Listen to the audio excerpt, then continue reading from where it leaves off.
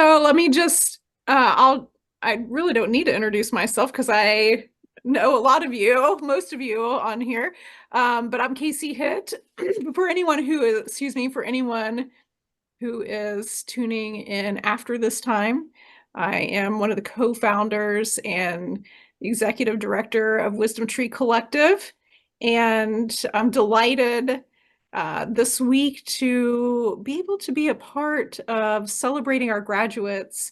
And every year we give graduates the opportunity, if they want, not all do it, but some want to offer a presentation on what they have focused on in their year two, along with meeting with folks for spiritual direction. They choose a focus and either do some kind of project around an integrated project or integrative research paper. And so Lori's is this creative thing called ARTE of WE. And I know you're excited to find out what that means.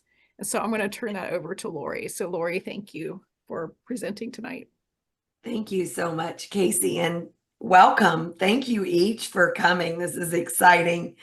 This has definitely been a steep learning curve over the last year in putting this resource together, but it has been just the deep desire and dream of my heart for many years.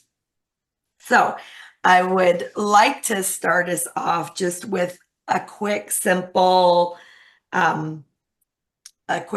prayer, and this is from Mark Yaconelli in Wonder, Fear, and Longing. And some of you will, if you're not familiar with it yet, I think you'll become familiar with it, those that are associated with the school for sure. And I just find it such a simple, centering thing for me. And so I just invite, Holy Friend, help me to sit here a moment and sense your gaze and the wonder of your silent love.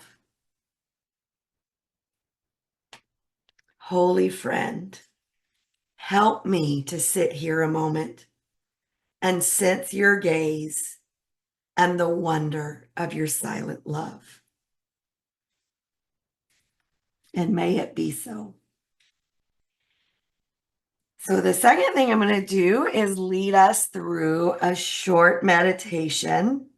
And then I'll talk a little bit more about it after the fact.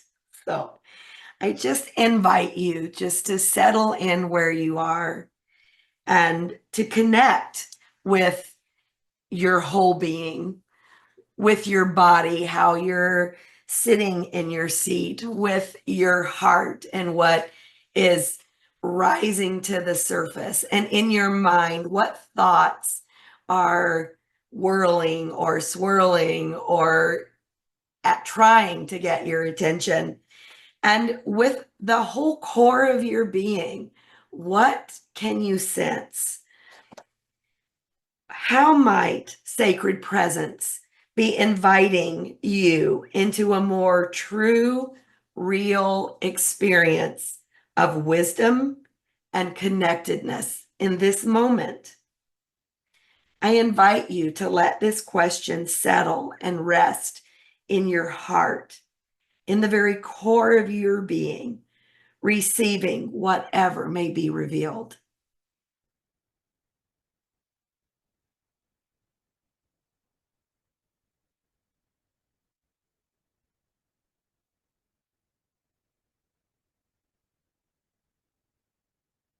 And as you connect with sacred presence in you, what is resonating in your heart and calling you to consider? What is rising up within you and resonating with your deepest questions, desires, and hopes?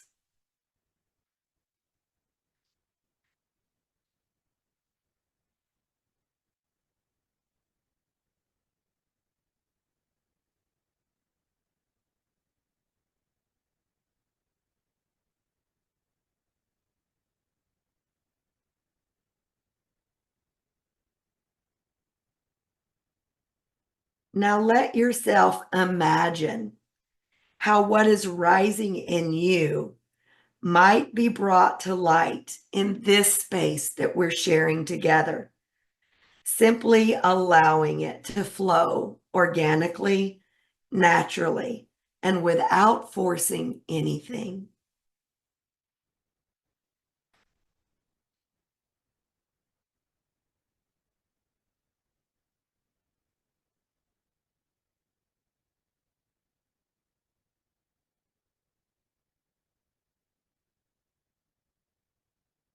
I invite you to receive all that has come to you and invite it to become an integral facet of who you see yourself to be in this moment.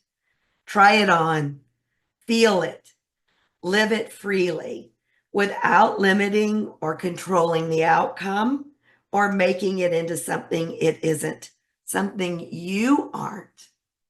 Just let it be what it is and become what it will become.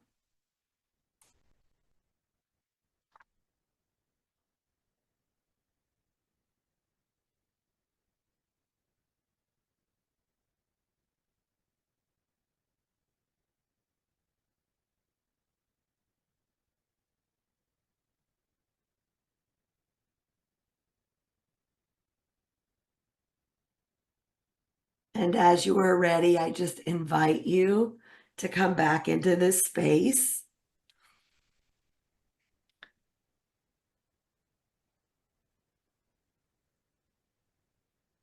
And you've just had your first introduction to the invitation that is Art of We. The first part, so ARTE is an acronym, and it is something that this invitation, because I don't know what else to call it other than an invitation, is something that I developed during my undergrad. Used it in the beginning primarily in the education field, and a way of rethinking um, of understanding how we learn, how we engage, how we find our way into presence. I don't know about you, but I've heard my whole life, you go to school, you get all of this knowledge, and this knowledge eventually becomes understanding. And if you live in understanding long enough, you'll be wise. You'll be one of the wise ones. And I always thought, well, that's interesting. I don't see that it works that way very often, but okay, whatever. And as I was doing my undergrad, just really pouring through different thoughts and ways of being, I came across, not like I hadn't ever read it before, but things highlight to us at different times in our lives. Psalm 24. And in Psalm 24, it flips that idea on its ear, upside down completely, and says that we need to start with wisdom. And we add understanding. And then we recognize that knowledge is just all the little things that fill in the gaps and add to the beauty and the fun and the pleasure, but it isn't the substance. And then how we live our lives flows out of those first three, right? Well, I'm like, okay, but if we're doing this in this light, what is wisdom? And like, how does wisdom come first? And so ART, that acronym, wisdom for me became that anticipate. If we will first, like, it's a perspective change more than in an invitation to see and experience life differently. If we will let ourselves first sit in anticipation, recognizing that holy mystery just waits to pour out loving goodness on our lives, in who we are. And that holy mystery is not something woo-woo out there. It permeates everything. It's within us. It's around us. It's without us. It's all times and places. And just to be able to sit and listen to wisdom and wait for wisdom to speak first, to draw us into questions first. And so that's just stance of anticipation. And as we do that, we begin to pay attention to what is resonating within me. Where is this word spoken, invitation offered, feeling that arises? However we experience wisdom in that moment, where is it resonating deeply within us? What is that call all about? And as we do that and we're paying attention and understanding this in between space, the understanding then is how we're going to translate that. I find ways to interact with others, to interact with myself, and to interact with Holy Mystery in a way that I can translate that so that others can join in, so that I can understand what it is that I'm processing, right? And how I respond. And then the E, the emanate, came later. It wasn't in when I was originally teaching and presenting this. This came out of working with a group over a long period of time, and we all felt like, but it feels like it doesn't, there's something more. And so that idea of emanate, of how we are becoming, right? Am I making space for and being present in the natural outflow of this renewed life that's originating from our connection as we, right? We talk about what we do individually, but if we focus on being an individual without community, we just are going to miss so much.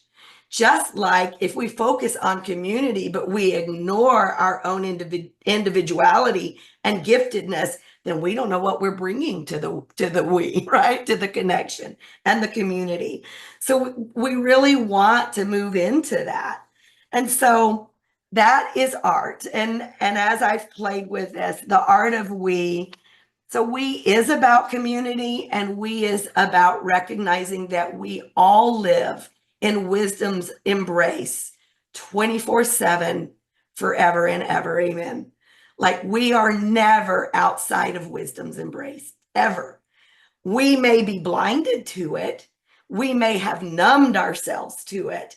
We may be avoiding it because we're not sure that, that that's our thing, but we are always in wisdom's embrace. And what is that going to look like? And so with that invitation, I have wanted to create this community, and beginning with this online community, we live in a little bit of an isolated place. So we want it big enough, right?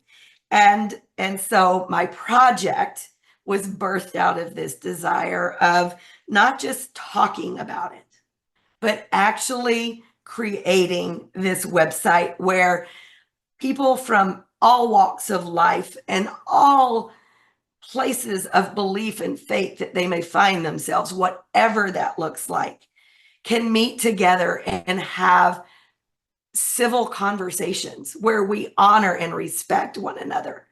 And we recognize I will never have all the answers. Fact of the matter is, there are very few answers. And the older I get, the less I even want to know about an answer. I want more questions, and I want to dive deeper, and I want to explore. And I just love that idea of holy mystery. Sister Mary Rose, I think, says ultimate mystery, right? She isn't that the term Sister Mary Rose uses. And I love that. I mean, if it's ultimate mystery, we're never going to get around it, right? It's never going to be something we get to contain in our own little thought processes or our own little practices or our own little way of being or place that we live in the world. It just is always bigger, always expanding and inviting us into that expansion. So the way that this came about is I have invited multiple who I call my project partners from very different walks of life, and they sent them each a questionnaire based on this art model. And later in our Zoom, I'm going to go to the website and show you how you can read each one. But we have 3 of these partners here with us tonight. And I'm going to ask them just to share what it was like for them to enter into this process of answering these questions. I think some of them found it quite surprising at what arose for them. And some, it was just nice to have that space of defining. So I'm going to give you the questions that I asked. And then Danielle, thank you for joining me. Danielle has littles, and they are busy in a birthday party right now, but she doesn't have very long to stay with us. So I'm going to ask Danielle to share with us first. But the questions, the first one, they're each just introducing themselves and a little bit about their background. And the A on the art was, in what ways do you invite and engage wisdom to be present with you? And what rhythms or practices help you to be present now in each moment with an expectant listening heart? And then the R, resonate. How do you receive wisdom's life and presence into your own self?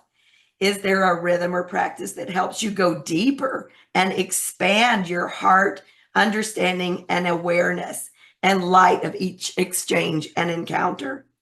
And then the translate. How do you creatively engage and reflect to others, the world around you, what you have gained in this energy, in this encounter? And then lastly, what rhythms or practices do you engage to help you become more integrated in your tradition, your own wholeness and well-being? And are there any practices from outside your tradition that you also engage? So Danielle, if you wouldn't mind unmuting and just share with us a little of your reflection about what this was like for you.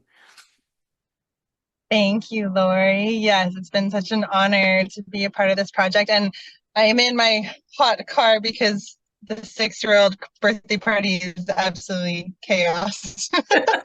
So I won't push you all through that right now. Yeah, you know what was really interesting through this process for me is I come from a currently a yogic tradition rooted in the tantric philosophy or tantric foundation, and I have been practicing for I guess 20 years or so, and teaching in community for about 14 years. And that looks different all the time in terms of weekly classes or more so workshops and retreats. And I, at this time, after having littles, and looking out into the world and at my community, when I was gifted these beautiful questions to reflect on, all of my answers that I thought I would respond with, because I write a lot of content, I have a community studio and wellness clinic. I was like, oh, I know how to write these things. I know how to regurgitate where I'm coming from. And it was just completely blank for a while. Lori had to keep hounding me to respond because I didn't know when I really sat with it. How was I really wanting to articulate how I've been communing with the Great Mystery, with these wisdom traditions, and making it really relevant in my everyday. So in the chaos of having, a 3 and a 5-year-old, because, I don't have hours to really be in these rituals and these practices as much as I may previously have had. And so again, the surprising part is what I kept coming back to is that I'm just really in this renewed sense of curiosity, and trying to really be in this sense of wonderment with how I commune, and whether it's through yoga or through seasonal rituals or dance or mantra, voice, sound, which are some of the things I do on a regular basis by myself and in community, is that I have been moving so much away from any rigidity around tradition or how to do those things, and really stepping into that seat of being an explorer, being so innately curious of how I can connect more authentically over and over and over again.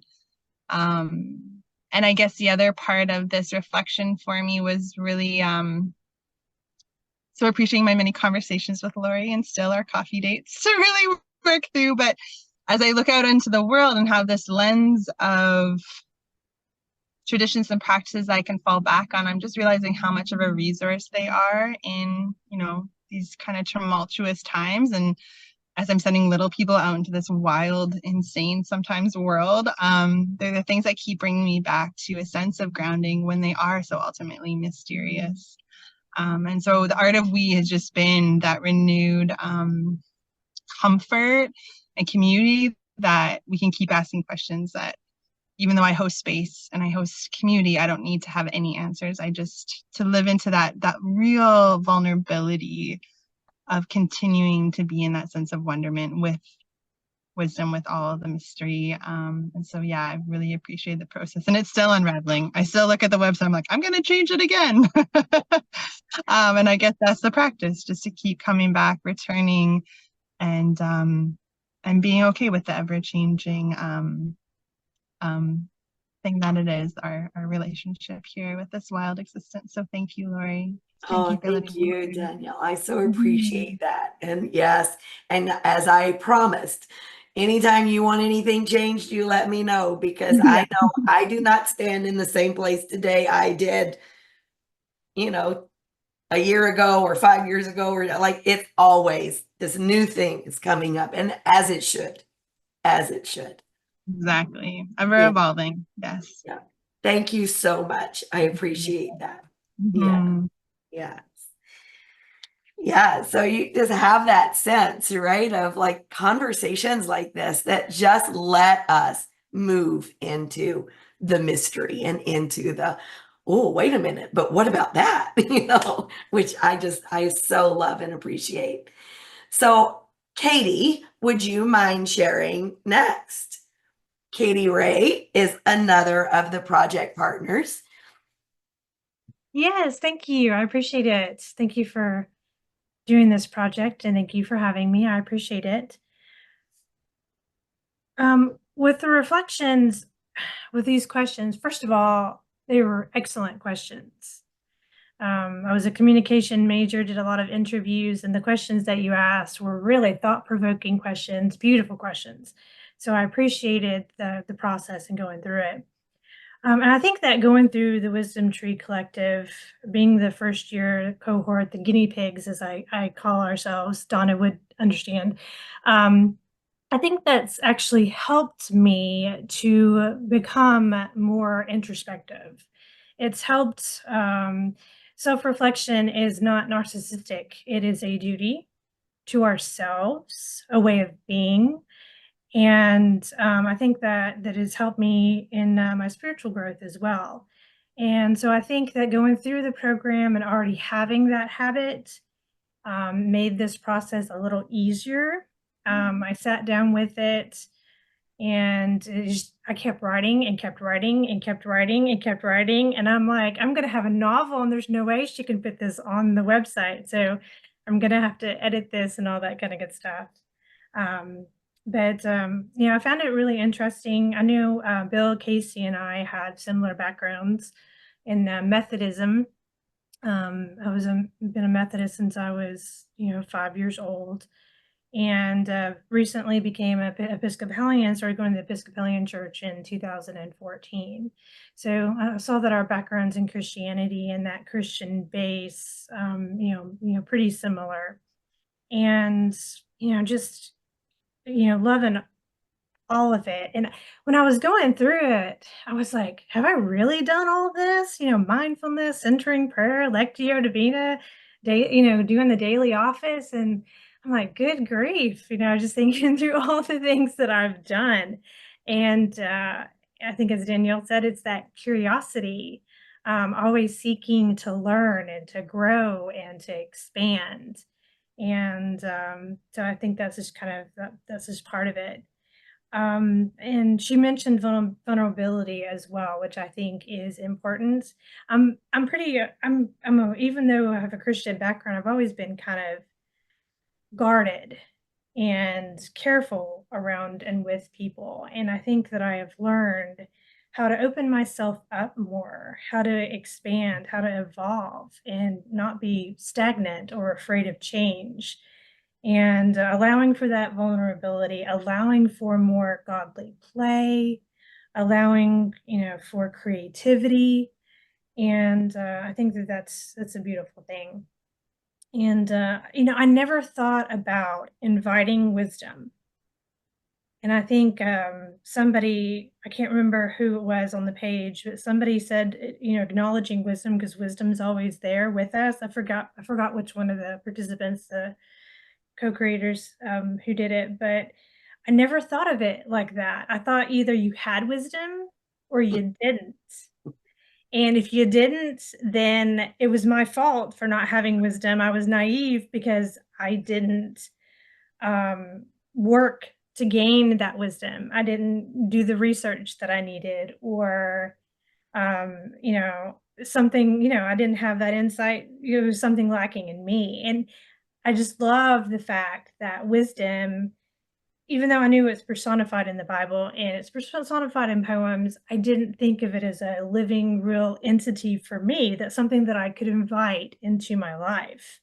And I think that acknowledging wisdom and inviting wisdom, one of the classes that Casey does, inviting wisdom into the space, just absolutely amazes me. It's just beautiful every single time we do it. And it's something that I've really learned through the years, and something that I've really learned in my spiritual growth. So, but everybody who participated had very interesting answers. Some of them I was familiar with, some of them I wasn't. And so I hope they go to your website and check it out. And thank you so much for inviting me to participate. Oh, and be a thank mentor. you, Katie. Katie was a huge help with the helping me troubleshoot some of the website stuff too. So I really appreciate that. We got there. And then Casey, would you mind sharing? Yeah, thank you for inviting me to be part of your project, to be a project partner. And one thing is it allowed me to celebrate being eclectic. Because, and in some ways, I was warned against choosing from a spiritual buffet, when I was like in my teens. It was like, that was heretical. You don't want to be doing that. You don't want to be going to, going to a spiritual buffet. But here there's a celebration of perennial wisdom, of truth, of having many practices, and yet also stability, that we're not having to throw that out. We're not having to throw out our tradition. Jesus isn't threatened, like it's like I can be learning from all kinds of traditions. And I had someone come up to me at a class at a church once and said, I just don't think you love Jesus anymore. And I said, actually, I love Jesus more. That as I learn more from other traditions, it enriches my own. It's not threatened. My own's not threatened. And so that was one of the things I appreciated from your questions, from entering into this, is to say, oh, look, we're learning from each other. We're celebrating the spiritual buffet that, others may have warned us against. And so that felt really good. And the thing that I struggled with, I want to talk about what I struggled with. And that was when you asked the language I used to address or describe the sacred. And one of the things that was insightful about that is I was going through the different ways that I guess that would be like the translate of art. And I thought, one thing that I do as a spiritual director when I sit with people is I utilize their own language. And sometimes that language doesn't fit me, but I try, right? Like I'm trying to, and so it had me step back and say, what allows for a sense of ease in my body in relating to God, to the sacred, and where I'm not trying to force it, or I'm not trying to, like, for instance, I know that you and others refer to divine mystery as spirit, and I tend to use the in front of it, right? As the spirit. And I try it on spirit, and sometimes I'll use that. But for me, there was a sense of, it wasn't particular to Christianity when I used the.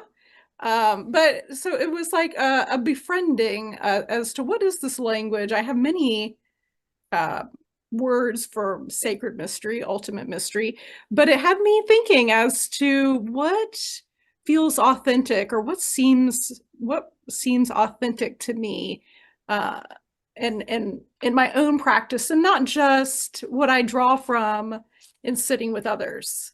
So I don't know if that makes sense or not, but just kind of sitting with it to say, this poet refers to God as beloved. Is that authentic to me? This, so anyway, that was one of the things that I found really interesting. Was I spent a lot of time um, just reflecting on the many names and how I interact with those when those come up. Who, I mean, I explore this with directees, as to how they refer to God, or how they image God, or what names. And so just offering that to me was really lovely. And let's see. Also, the thing was getting to see this thread that ran through kind of my life, and I could see where it created a lot of bodily tension, right? Here I've been, I'm a creative person, I'm an eclectic person, and yet I'm being warned against the spiritual buffet. And as a teenager, so man, I got to figure this out so I don't do that. Right? Like, don't want to um, you know, do anything wrong there. And so I could see how that contributed to a lot of my own um, inner tension with orthodoxy and um, and this freedom in Christ. And so I saw that the the practices within my own family now, with my children, like what they have really embraced and what they haven't, completely different than when I was growing up. And so it was just fascinating to see. And I share on the in your site, like one of the rituals is very important that we started together was the Christmas card prayer path on Epiphany. And I have just resonated with the magi, however you've learned to say it, and to see how they to see how they are, the wise ones. Like here it's been going. Um, so this thread that I didn't even know was being woven in. So just to look back and say, wow, this is I have been held in wisdom's embrace, even when I've struggled and doubted and um, um, was um, whether or not I was feeling afraid, uh, taking steps out of the box, every single step along the way, I've been embraced by wisdom. I've been embraced, which is, all the names, right? So I've been embraced by the beloved. And so I really appreciated how that allowed me time and space to see the thread, to do a little bit of reflective work, and celebrate. Celebrate, and to say, hey, there's a community here that there are others that can celebrate the same thing. So yeah, so thank you for that. Thank you, Casey. Yes, and hopefully we're gonna do just a quick look at the website here in just a moment. And there is a second part to my original idea for my project that I haven't gotten yet. So, it's that just being willing to be patient and know, right? the fact that the website is up, Casey and Katie, right, will both tell you that I've pulled my hair out so many times and gone, there is no way this is going to be up by the end of the course, right? And yet it is, and it is definitely still in its fledgling state. Just to let you know, it's not complete, but the part that I want to do, it's still on my heart, and I'm waiting patiently for it, because I am not the person that will put this together. I need somebody that has the ability, and that catches the vision. But to have a resource of kind of that wheel of time, right? This timeline throughout the seasons and the year that lets whoever is interested come and just, what is today? Let's see, today is September 5th. I wonder if there's any tradition that has some special ritual or celebration. I just wonder if anybody does today, because I feel like I want to do something that is a little more structured and I'm not aware, right? So that you could look on this timeline and go, oh, well, on September 5th, this tradition celebrates this saint or celebrates the equinox in whatever state it is, or what, you know, and I can play with that. I can try it on, like Casey just shared, right? I can see, does that fit for me? And it's okay if it doesn't. And it's great if it does, right? We can just breathe with it and go, well, that's introduced me to this. Okay. I kind of like, I feel this, but it's not something I'm going to pick up and keep. It's not something I'm going to make myself a mental note to on this day every year. I'm going to do this practice.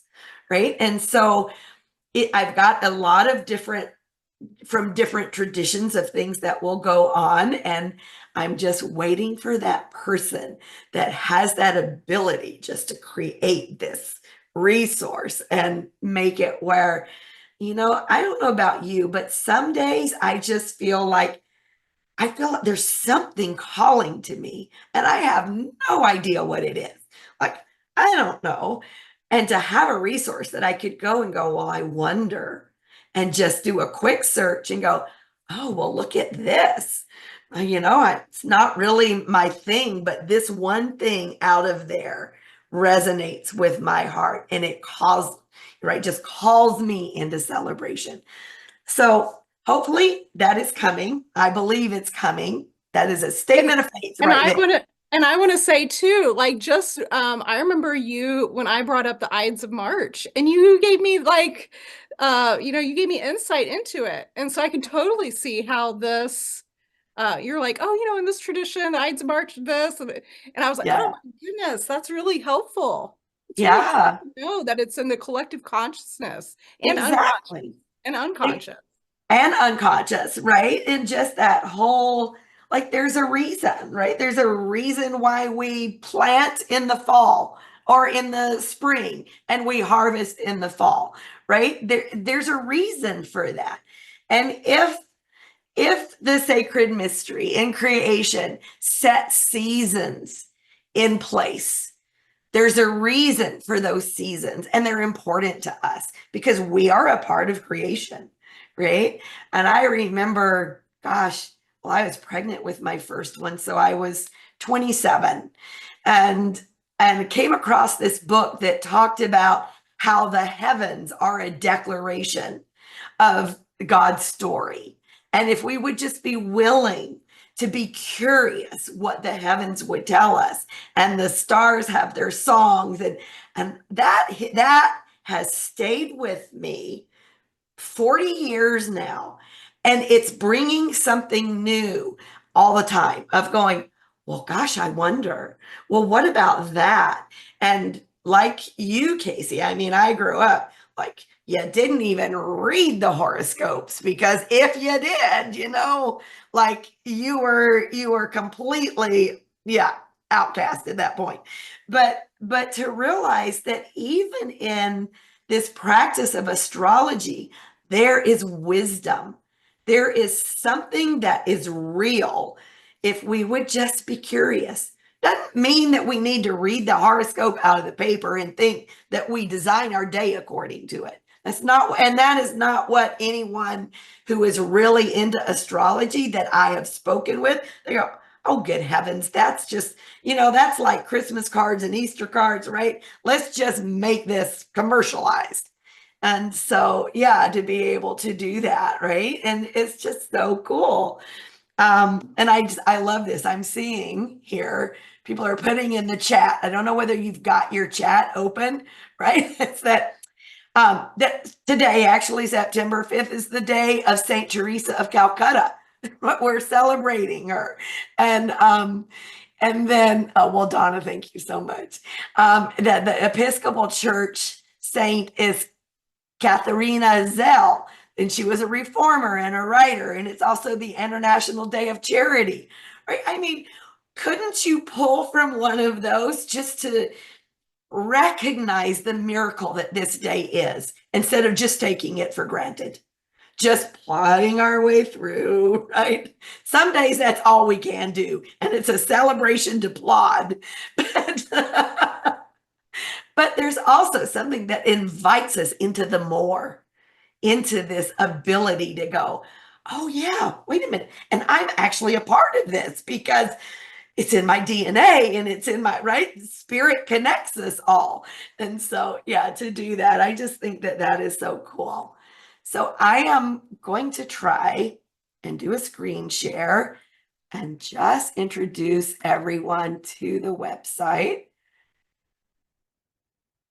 Think that worked. Okay, so this is the homepage, Art of We Collective. It's all about walking each other home. And, I've looked up where that saying comes from, and there are multiple sources. It isn't just one person that came up with the idea of walking each other home, but I really believe that that is what we do with one another, to our true home, our true selves, our truest nature. So we have the homepage. As I said, it's fledgling. And then there's much more that will be added to it. This page, Art of We, everything that I shared with you at the beginning of this Zoom is going to get put in here. Where did, the history of Art of We, and what does it mean? And what is the invitation for every person? The ponderings and ruminations are going to be just like my blog, and not only my blog, I'm hoping that many of my partners will just have something that is on their heart one day and just say, Laurie, would you share this? Absolutely, because this is community. This is not me. The sacred rhythms, and this is what we're talking about today, is my project. The sacred rhythms to connect and inspire us. And as you can see right now, there are 6 project partners that joined. There are more who I'm waiting for their information. You just go and you kind of get a little introduction through a favorite quote from each of these folks. Casey, can I click on you? You okay to do that right now? So just click on their name, and each one will go to a page where they have answered those questions that I just shared with you. You can learn a bit more about each one of these practitioners. They've shared their answers to the questions, and they're going to share other practices too for them. And there will be links here so that the ones that are willing and are open for you to be able to contact them, ask them questions, and do that. Art of Self-Care is a monthly meeting that I have been hosting for, gosh, I think we're at 3 years. Does that sound right, Jimmy? We've been doing this 3 years. And it's just a way of slowing down and paying attention. Where do I need a little bit of self-care? I invite people to have some means of creativity during that hour, and we put on some music. We have some inspirational words around it. We spend that time with ourselves, and then we share. I am going in for surgery next week. We're not having it in September, but we'll be back on in October. And that's the art of self-care. The Anam Cara, if you know anything of the Celtic tradition, translates to soul friend. And this is where I hope to do that spiritual companioning. And it might just be, again, information. I'm hoping to have, well, links to our Wisdom Tree Collective resource, Spiritual Directors International, and then we have resources. And eventually this community conversations is going to be by membership, because people need to commit to, we are going to always speak with respect and honor to one another. We're going to come with curiosity and questions. And even if I'm feeling uncomfortable and I can say, oh boy, that one is a hard one for me, right? That's not in my language, or that's not in how I understand, but I choose to hold curiosity nonetheless. And so, yeah, so that's the website. And as I shared earlier, as each of my partners gets their work to me, then we will be adding on, changing things up. And so right now, what I would like to do is just open the floor to any questions or comments or reflections any of you would like to share about how this lands with you. What are you still curious about? What are you hoping to take away from our time together this evening? I hope it's okay, but I put it on the chat. Thank you very much.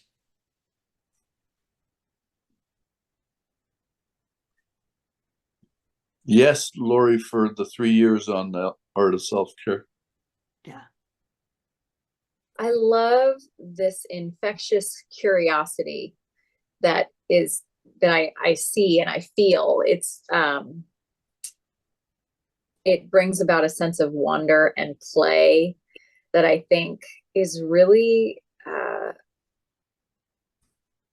a very Christ-like way to look at growing in our spiritual development. And I think I just love it. I think it's a great idea. I think it's a wonderful format.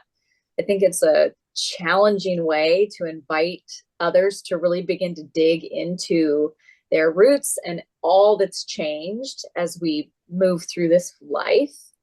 And I'm excited to see where it goes. It's a really great idea. I love it. Yeah, I was just going to say it has an aliveness to it. It feels like it's a living thing, which is really wonderful, because that's what you're inviting, to say that this isn't static. We grow, we change, our language for God changes, our hearts expand, more people, more parts of ourselves are welcome at the table. And Yeah. so I appreciate how even for those you're interviewing, you're saying, hey, you can come back and change it anytime you want. You know, that this is not, you're not defining yourself and your relationship with the divine in this moment for all time. Is Yeah. that this is a living thing. And so that feels like a big permission and freedom. Mm. Thank you. Mm-hmm. That's my hope. Fluidity, is that a word? The fluidity of it, and that it's sanctifying in itself. You know, it is making us holy in itself. Thank you, Donna.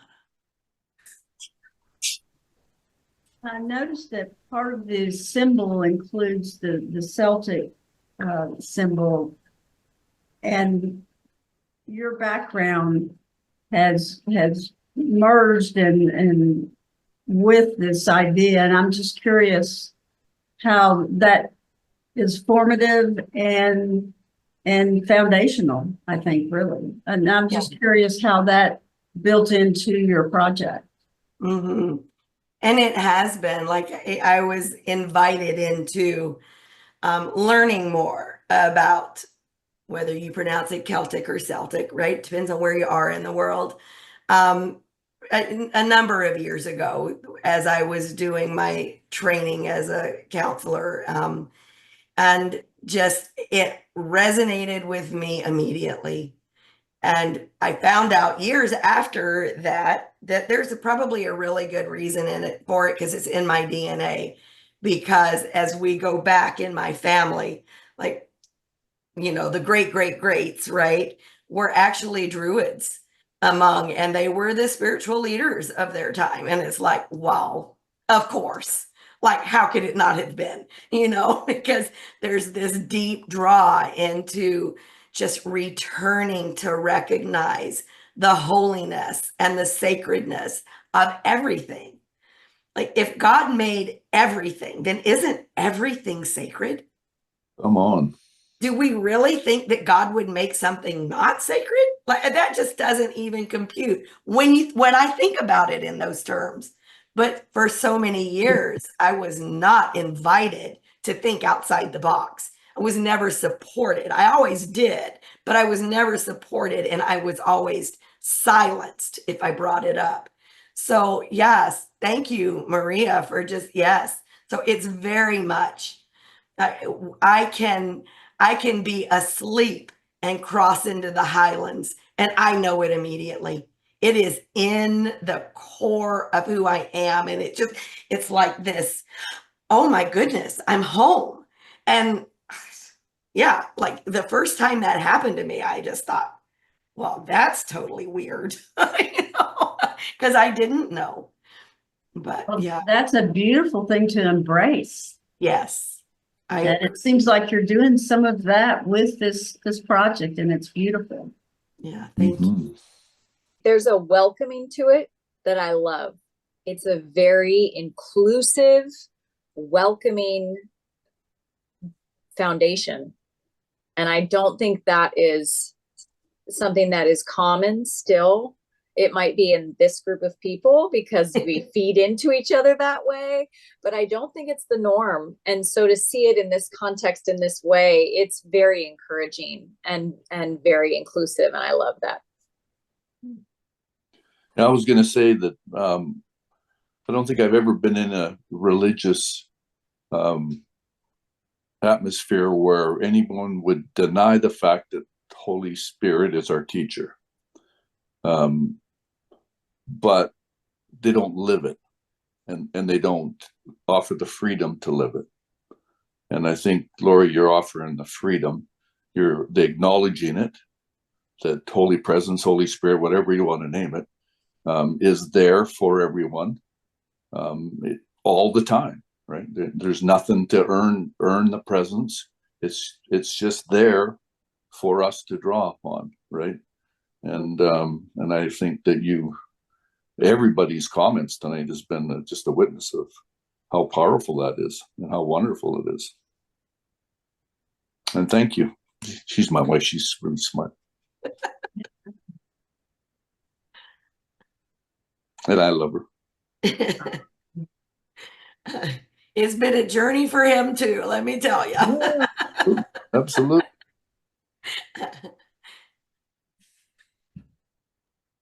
Lori, I think the timing of this is so incredibly all God, because so many people are, I guess the popular phrase is deconstructing. Yeah. You know, they're getting away the traditional church that maybe they had been a part of. They are now finding themselves like, no, I'm not really thinking that's what Jesus meant when he said that. No. And you're right. My faith tradition was, if I asked a question, the response was, don't scoff. Yeah. You know, don't ask questions. God ordained me and put me in authority over you. And this is how this scripture is to be interpreted. And this is how you're supposed to receive it. And if you don't, you're the one that's wrong. And I love the fact that your project and what you're trying to do is going to be a safe place for people who have been disenfranchised. You know, some of the people I'm sure you're going to draw in have never been franchised in the first place, which is great, which is great. But for the disenfranchised out there, you know, a lot of us are homeless. You know, we haven't found a church home that feels safe, that feels right, that feels like, oh, I'm home. And this project of yours, I can see how when people go participate in it, they're gonna go, oh, I'm home. Mm. And I just love that. Thanks, Terry.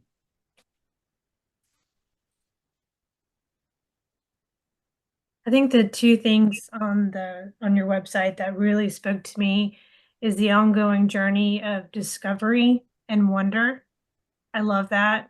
I love connecting with others.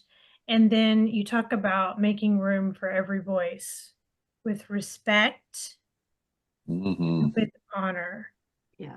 And I think that that is beautiful, and that this project is beautiful because this page and your project will allow that.